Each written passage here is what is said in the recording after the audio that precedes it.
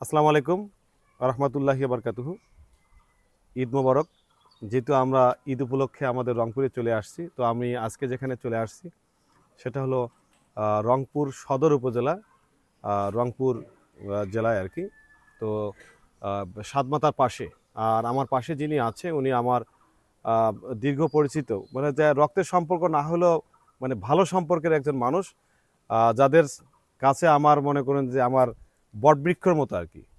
তো ওনার মাধ্যমেই এই আমাদের যে খেজুর চাষি ওনার বাগানে আসা। তো আপনার এখানে আমাকে কি জন্য নিয়ে আসা?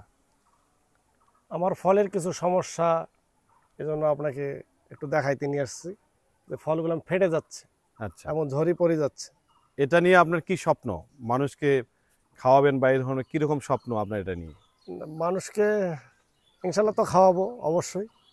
এবং এর আগে 3 বছর যা হয়েছে সব মানুষকে খাওয়াইছি। আমাদের রংপুরে যে সিটি মেয়র ছিল মোস্তফা, হ্যাঁ, ওনাকে পর্যন্ত দাওয়াত দিয়ে আনি খাওয়াইছি। এই খেজুর। হ্যাঁ, আচ্ছা আচ্ছা।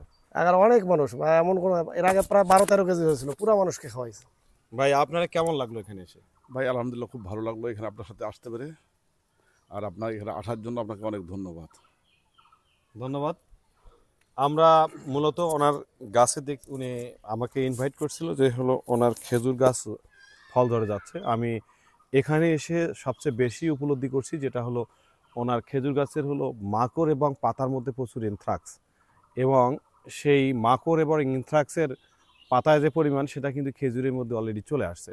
তো আমি ওনাকে প্রাথমিকভাবে যে পরামর্শটা দিলাম সেটা হলো ওনাকে মাকড়নাশক স্প্রে করতে বললাম, সেটা হলো 1.80 আর এর পাশাপাশি আমি দিতে বলছিলাম ওনাকে হলো বোরন, কারণ ওনার ফলগুলা কিছু ধরে যাচ্ছে এবং বোরনের ঘাটতি দেখা যাচ্ছে, যার কারণে সামঞ্জস্য আসতেছে না এবং ফুটে উঠতেছে না, ফুটে ফলের যে উঠতেছে। গ্লেজ সেটা আসতেছে না।